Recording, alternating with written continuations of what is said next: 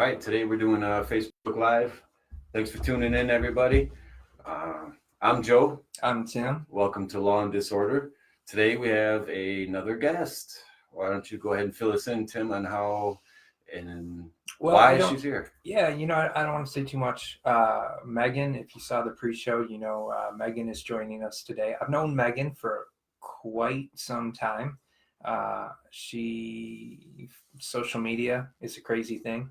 Keeps people in touch and it reconnects people too. So she saw the podcast and felt like she had a story to share, and we agreed with her. It's a different story than we've told so far. So we're actually really honored that she would share this story because it's a touching one. So, yes, it's very, very emotional. Yeah. And basically where we're going with that is, up until now, we've had success stories, whether it be your story, Tim. We had Jessica and Taylor.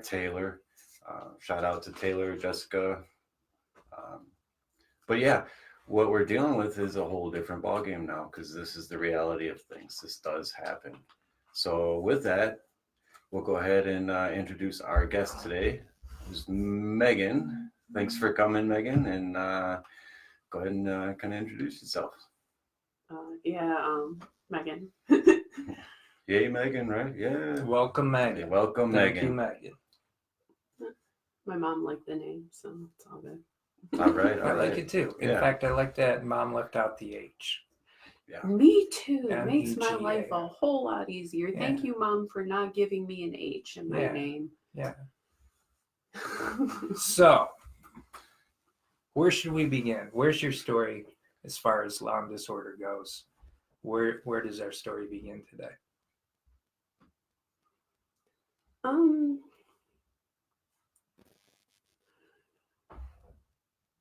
I just wanted to talk about Rene and how much she impacted my life. And who's Rene? Rene was my best friend. How'd you meet again? I met her through her husband, Mark, and I met him through another mutual friend that I knew from high school. Then you guys just clicked and became best buddies. We clicked and became buddies. Okay. Tend to click with men more initially than women. Like, I literally only had 2 female friends in the whole world, and now one of them's gone. So I have 1 female friend left. So when you say one of them's gone, I'm referring to Rene. Yeah. And how long were you friends with Rene? 6.5 years, almost 7. Wow. You guys spent a lot of time together? Yes. A lot of time. Brought her up to see my family and all that good stuff. So, like, moving forward with the whole story, obviously your story has something to do with addiction. Yes. Go ahead and fill us in on how that whole thing, you guys met, and then where to go from there. Well, we met. She was already using here and there when I met her, but she wasn't like full-blown addicted when I met her. It took certain circumstances in her life changing for her to turn into like a full-blown addict where she just kind of gave up on everything. She was a social user like the rest of us. When you say user, what type of drugs was she using when you first met her? Her drug of choice was heroin. Right from the get-go, like as soon as you met her, that's what she was. Yeah, but she wasn't real heavy into it. It took her a while to like get into it heavy, and then it just kind of took over her life. But yeah, heroin was her drug of choice, pills. And did you use it all prior to meeting her? Not those drugs. Not those drugs. More like recreational marijuana type thing. Yeah. Okay. Yeah, I smoked and drank here and there. I had my experience with ecstasy before I ever met her, but all the other things that we did together came after her. Gotcha. She was a pretty big influence to me. So you met her when she was about 20, Hmm. roughly? Yeah. Yeah, And- like we were babies. We weren't even old enough to drink or anything. right. So she passed away at 26. 28. 28. Okay, Yeah. so you were quite a long time. Yeah. So going on, why don't you fill us in on how your relationship developed with her and some of the things that kind of went on? Well, okay, so I said Renee didn't smoke weed, but her husband did. Mm-hmm. So like me and her husband, we'd get together and we'd smoke. And then Renee would come along too. And that's how like I got to know her more and more and actually like get to be friendly with her. Because she used to take my pills too. So it was us like sharing pills and weed and stuff and just all hanging out together. And Did you realize that she had a problem at that time? no, like I've never been addicted to anything. So for me, drug use was just, for me to have fun, for me to like get out of my head for a bit. Like I didn't grasp how bad like addiction actually is and that it actually happens to people because it never happened to me. It wasn't until I started like noticing her getting sick if she didn't have it. Like it was like she had the flu if she didn't use. And I think that's when she kind of knew she was addicted too, is when like we were done partying and we tried to like hang it up. She realized she couldn't. Because me and her husband were the same way. We could party and then that was the end of it. When the party was over, it was over. Mm-hmm. We'd go back to our regular lives and live like normal people, but Renee couldn't do that. She just continued on. Yes. She couldn't just be a recreational user. She got hooked bad. So that was like Tim. You were that way. Once you started using, you said before it started out with alcohol and marijuana and just kind of steamrolled from there. You couldn't put it down. Whatever the substance was, Right. it had you. Right from the start. Right. There was never a time in my life where I was like you or Renee's husband, where I could say, oh, the party's over. I'm going to go to work and be a responsible adult. See you in 2 months. Yeah, see you in a couple of weeks or whatever. Never happened. Nope. Yeah. And I think that's the part where that disease factor comes in, right? You have that high risk of addiction.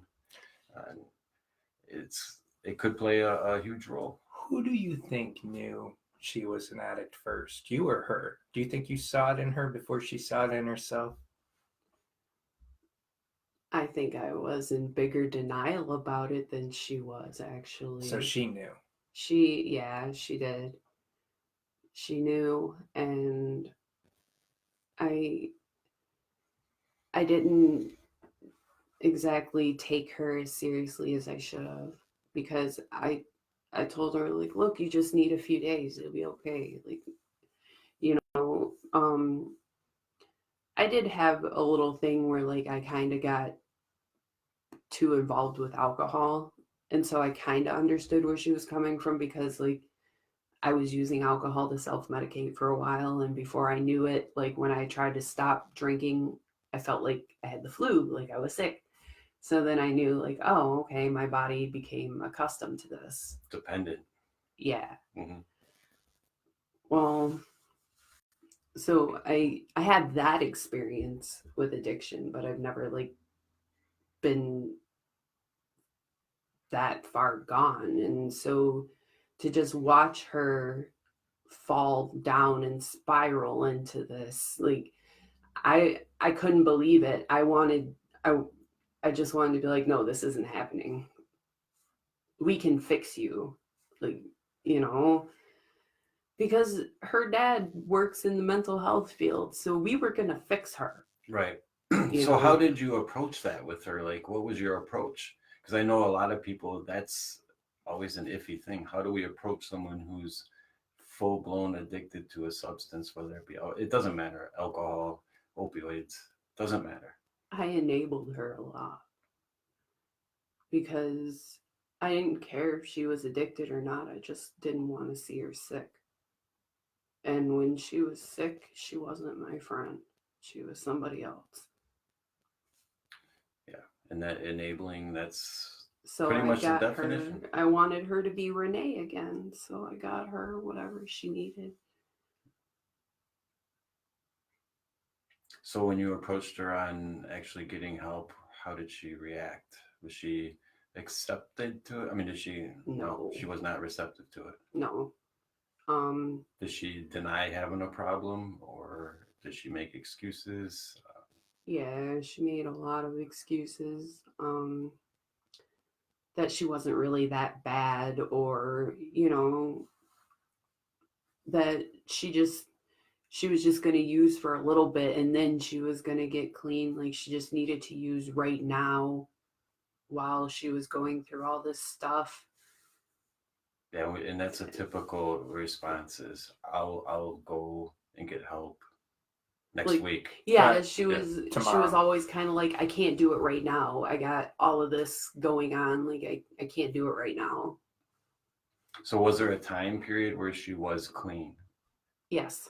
And how long of a period was that? Like 2 years, maybe a little longer. How'd she do it? She went to rehab and they put her on methadone, and she was on methadone for a while. So let me ask you a quick question. Do you consider methadone, someone that's on methadone, as being clean? No. So when you say for a couple of years she was clean, was she on methadone or was she? She wasn't on methadone the whole time. Okay. So there's a period of In the complete beginning, abstinence. yeah, in the beginning when she first got off of heroin, she was on methadone a lot. She was going to their like clinic to pick it up or whatever. And a lot of this you said unfolded in Pontiac, right? yes. Okay. Just Yes, because she lived in Pontiac. Okay.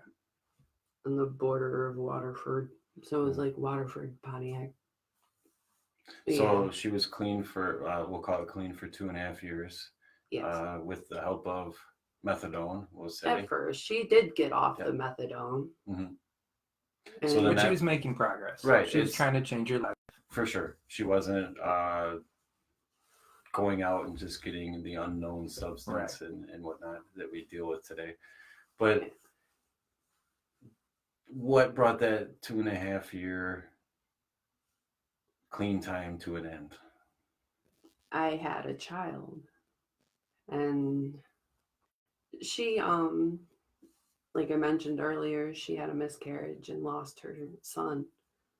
And then I turned around and got pregnant and found out I was having a boy, and it all just devastated her. She wanted to be happy for me. She really did. She tried really hard.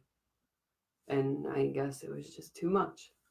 Yeah, a lot of times we see those like simple life stressors that a lot of us take for granted will trip somebody up.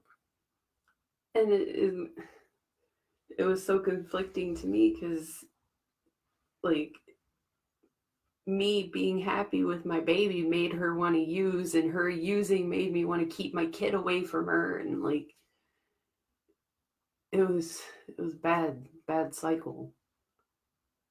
So it made her even more miserable because she was miserable that I had a baby, but even more miserable that I couldn't let her see him because she was high. How long had you been friends at this point? A long time. This was close to where she died, so at this point we were friends for years. And I just remember her telling me like she felt really bad that she even had those feelings. So you guys were obviously really, really close. how involved was she with her family, your family? We were very involved with each other's families. Like I said, I took her to family functions and I went everywhere with her and her family. Um, she had two other siblings that lived out of state, so they were never really around. But with her parents and stuff, I did everything with them. So they were like a second family. So looking back on that whole process, how long were her rehab stints? Did she have more than one? Was it just a longer one? Was it one and done? I can't remember if she did more than one. I think she only went to rehab once, How long was she there? only a couple weeks. Do you remember which rehab? I have no idea. I don't know. It was when her dad got her in. Her dad has all kind of connections like that. And yeah. But she ended up getting a job at Common Ground too. She Mhm. was working at Common Ground before she died. And she was helping people, and like she was talking about how much this job had impacted her life in a positive way. And I thought she was honestly on the right track. Yeah, and that's one of the things that we talk about is how accessible treatment is. And when you just said she had connections, like her dad had connections to get her in, that's a sad thing. You know, I'm grateful that she got in, but That it even takes that. exactly. That you got to pull strings. Although that was several years ago, so I do think it's a little bit easier now. Right. I know in 2011, it was much harder for me to get into rehab than it was 14 when I went back, 14, 15. So there definitely had already been some improvement during There's that definitely time period. progress, Yeah. for sure. So moving on, you had your child, you had your son, right? Yes. Okay. And that's when everything kind of for her. Everything, yeah, kind of took a turn for the worse for her. She got more and more depressed, and I remember there was some new guy that she was dating, and he was actually part of the reason she started using again too. He convinced her that it was okay because he was an addict too. So he obviously had some influence on that whole, her getting started back up into it. He convinced her to do a new thing. A new thing. And what was that new thing? He got her to inject heroin and crack together into her body. And that's when she OD'd. On a That combination. was the last time, yeah. Did you see a toxicology report on that? That's what she was using when I left her house You had been with her that night. a couple nights before. Yeah. I knew she was using again. I told her to call me if she needed anything, and 2 days later she was dead. So one of our listeners is asking what happened with her husband. I mean, you mentioned that she started dating someone new. Did they split up, and was that due Her to the husband addiction? died. He had complications from drug use. He ended up with a pneumonia or whatever, and because of his continued drug use, he couldn't get better. His lungs filled up with fluid. He died in his sleep. Yeah. So he passed away, and after that, she just kind of fell apart. She was looking for people to replace Mark with. So he went first. Yes, he died first. So she had just a chain reaction of life-altering events. Right. And for someone going through addiction or even in recovery at that point. And it was crazy though, because even after her husband died, she still didn't relapse. Like, she didn't relapse at that point. Like, I got her through that. She did not relapse at that point. That's an amazing thing, actually. Yeah. Like, I was with her all the time, making sure she was okay because she just lost her husband. We buried him together.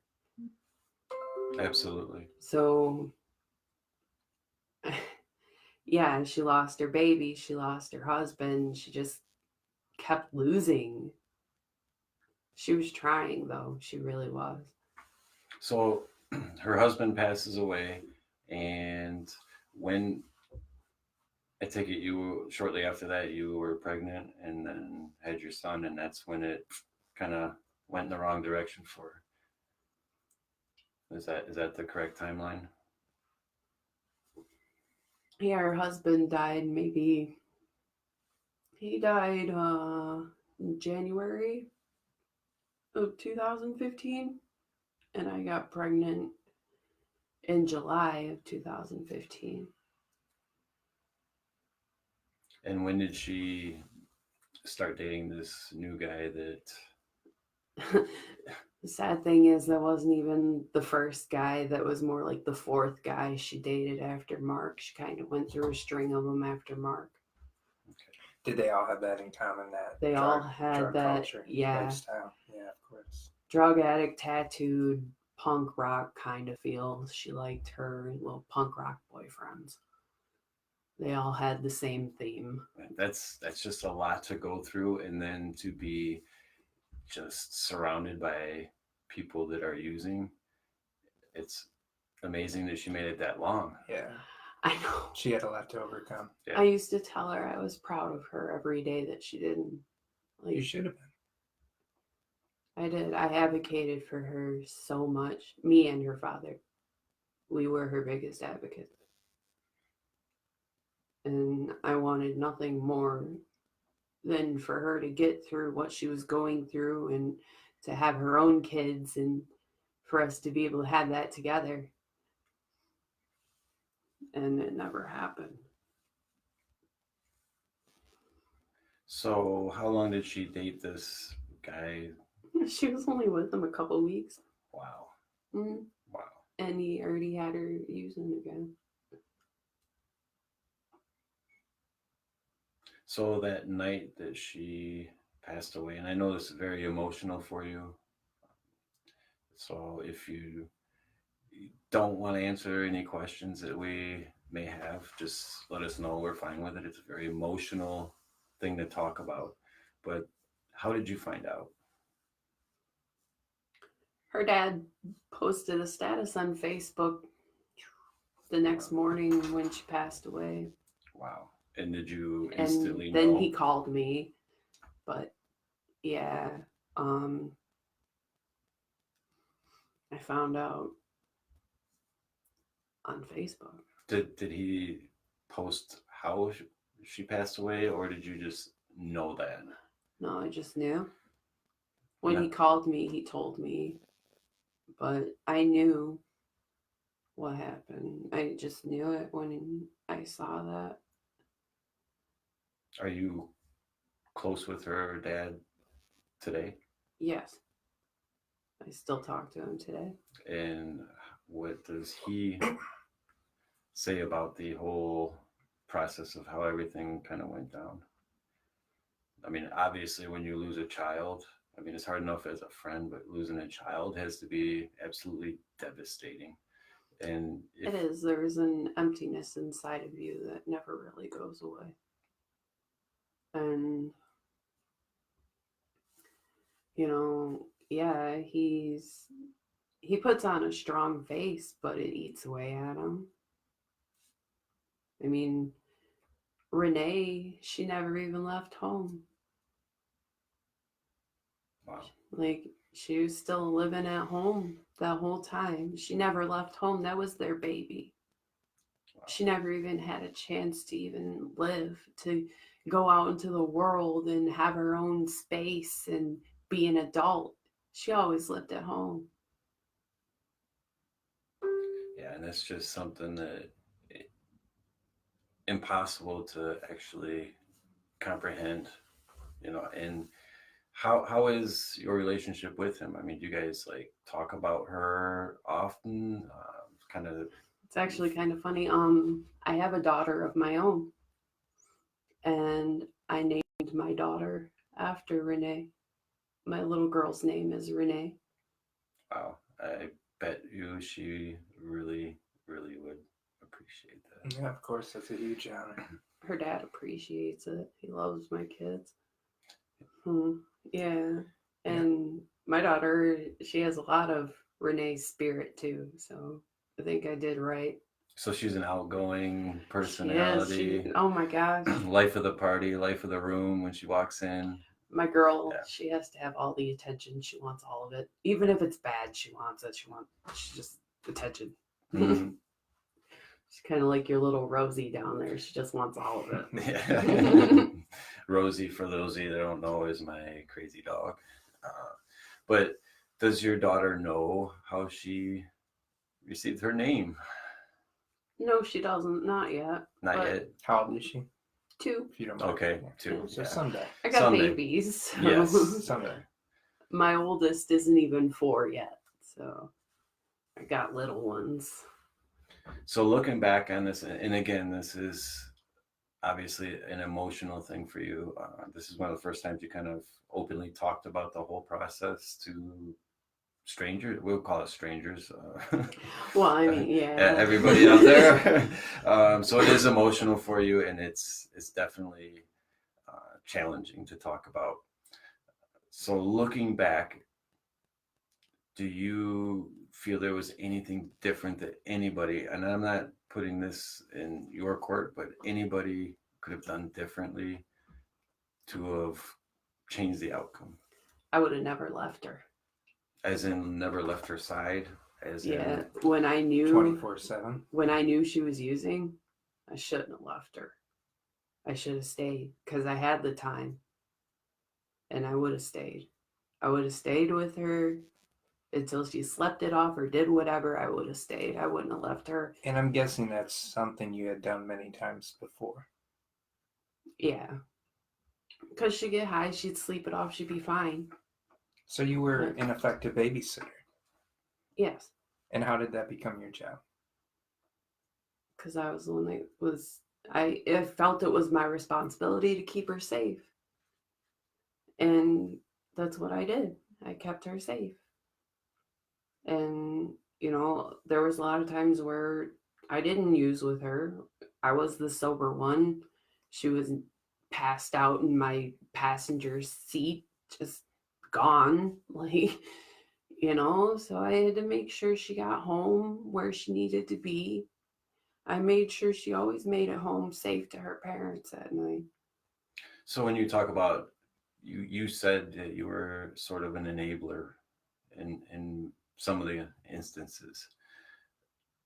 That's a topic that we want to definitely do a complete episode on, because I know there's a lot of parents out there, there's a lot of family members that the enabling is built into them. It's a natural instinct for parents, right? Especially they don't want to see their kids sick. They don't want to see them run in the streets. And you hear it all the time. Parents will actually go out and buy the heroin for their kids. I don't know. My mom was totally different.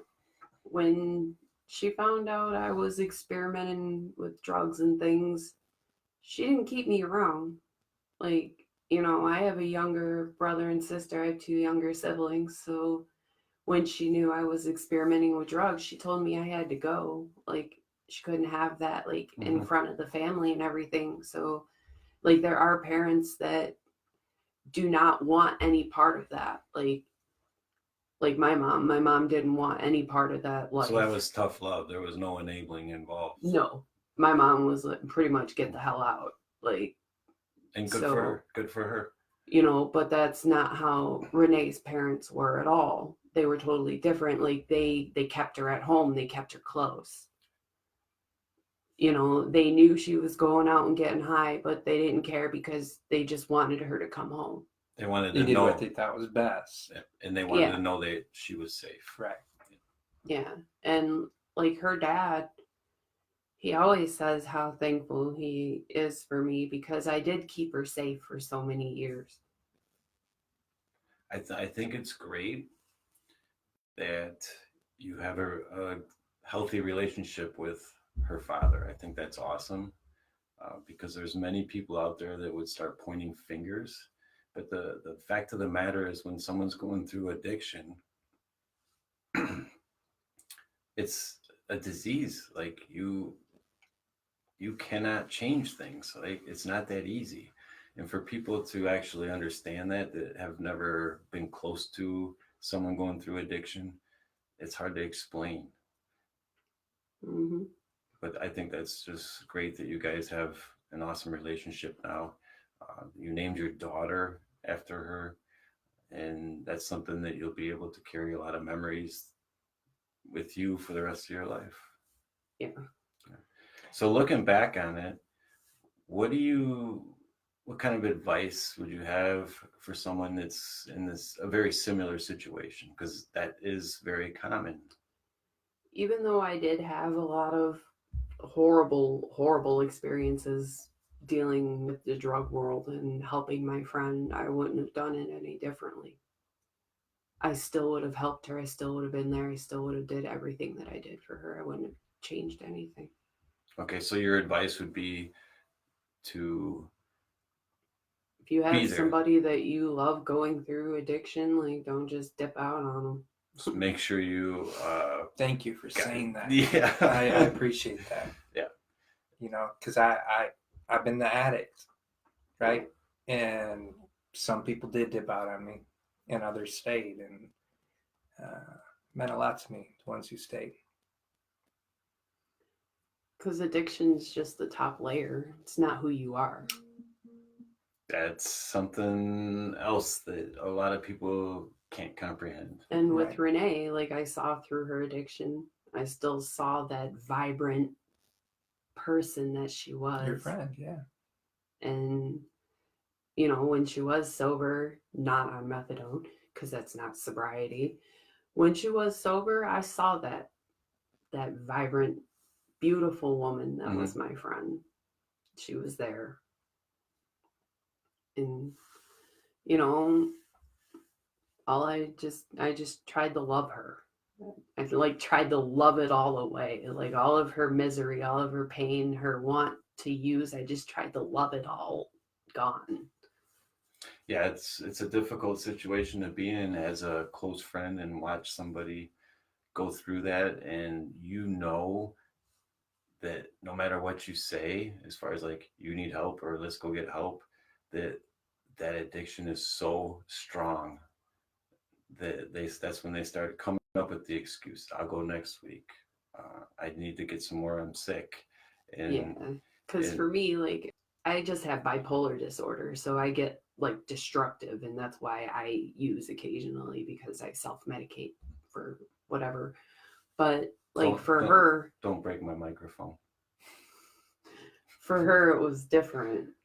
So yeah, she was addicted, and I was just acting out, like, you know. There are definitely different circumstances. Yeah.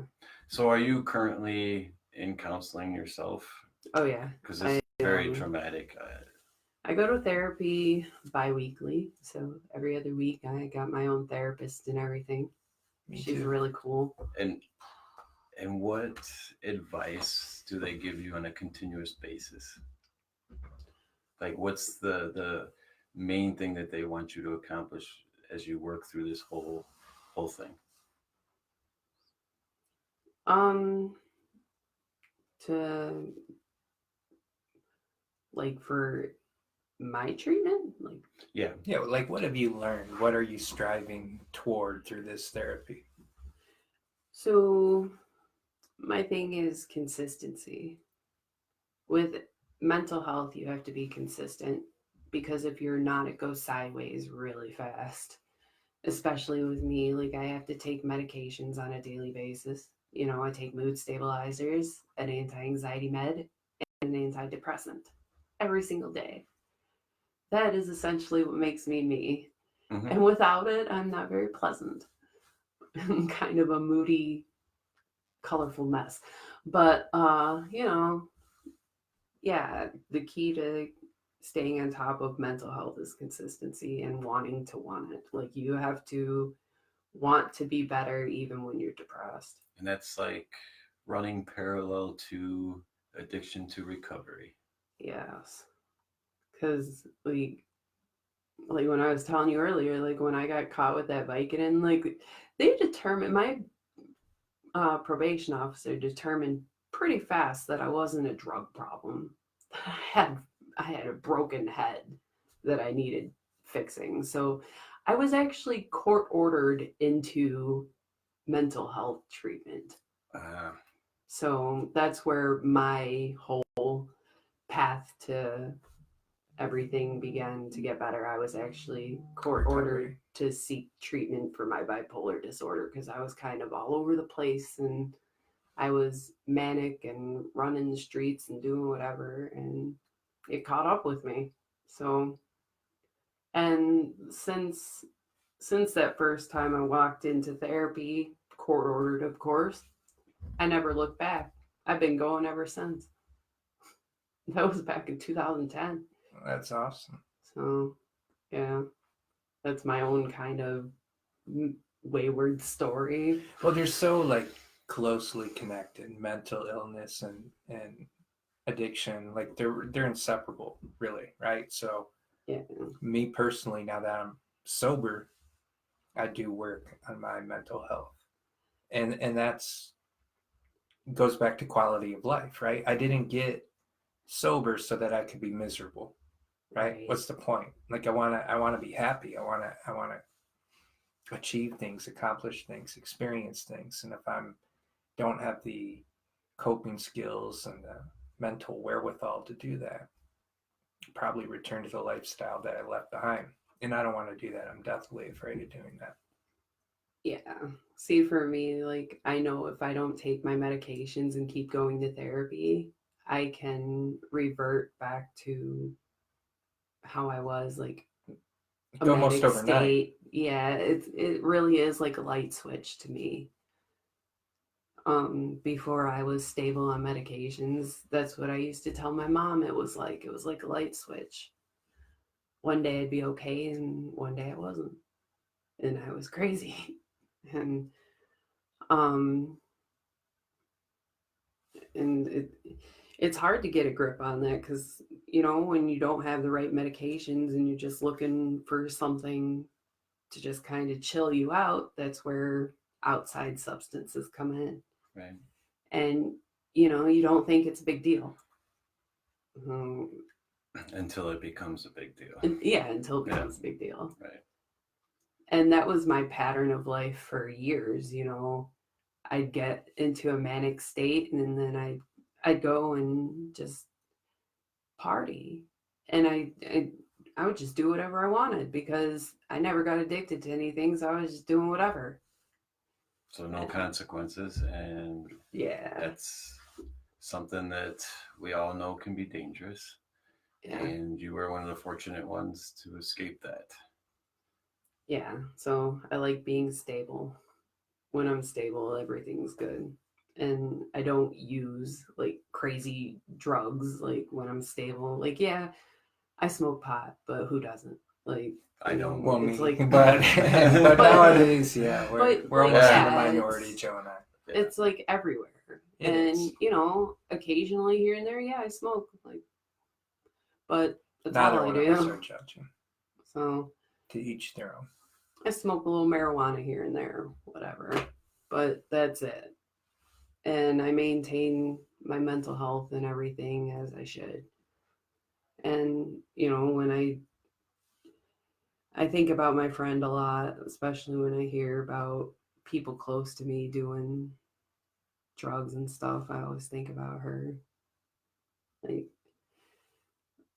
my sister is at that age where she's going and having fun with her friends, and I worry about her a lot. I try to talk to her about Rene all the time because I just worry about her. So, yeah, like, I didn't want my sister trying to grow up to aspire to be something that she thought I was. Like, she thought me using drugs when I was younger was cool for some reason. So I don't want her to think that it's cool, that, that nothing bad will come of it because my friend died from it. So, yeah. Yeah, and that's one of the things that is difficult to accomplish is to educate our youth. That it's kind of one of those things where you have to get that approach. If you don't have that approach, you can't relate to them. They hear it a million times, from teachers, from parents, from law enforcement. Don't do drugs. But Right. it's very difficult to get to the point where you can relate to them and they can understand that it's not cool, right? It's not cool. Well, it's like when you're in school and when you're in the real world, like it's like totally different. When they're teaching you about the DARE program, they make it sound like everybody's going to come in up in your face offering you drugs, like, here, do this drug. Like, no, that was not my experience at all. But there are some areas where it's very common to see kids with, Tim and I spoke at a school, and throughout the day that we've probably seen a handful that were completely high sitting in class. Listening to us. Listen. Tell them not to get high. Right. Yeah. So what age group were you speaking? That was high school. That was ninth. 15, 16, 17. Yeah. All the way up to, Yeah. It was 9th through 12th Well, grade. I started smoking pot when I was 15. So, it's not too far-fetched. I started at 14. I am fortunate. I never started. You never smoked pot before? Never smoked pot before. Wow. I drink once a year, and it's not much. I'm not really much of a drinker in the first place. I'm pretty much high on life. Hey, All the time. I wish I could be high on life too. I am pretty happy. Like, my life is actually pretty fulfilling. I'm actually more fulfilled now than I've ever been. Well, you have 2 kids It is to keep you amazing busy. what kids will do, right? Yeah, they'll keep you busy. I have 3 children. I just have 2 that I have with me full time. Mhm. But yeah, they are a handful. So yeah, that's a whole nother thing. I don't have my other son, but yeah. Well, we really appreciate you coming and sharing your story with us. And again, we like to stress that this was very difficult for you to talk about today. We've had up to this point nothing but positive stories with positive outcomes. And this, unfortunately, is becoming more and more common, especially with things being mixed and cut with fentanyl and carfentanil. It's just becoming, it's crazy. So the reason that we thought it would be good to have you here was you were willing to share your story with everybody, but also on the flip side of it, something similar has happened to many people out there, and I'm sure a lot of them can relate. Yeah. So with that, thanks for coming on the show and sharing your story. And with that, we'll cut it off. And again, thank you very much. It was very brave of you to share that, and I think very valuable to a lot of people out there. So we Thanks appreciate for having me. No, of course. Thank you. All right. Thanks for tuning in. I'm Joe. I'm Tim. And Megan. See you next time.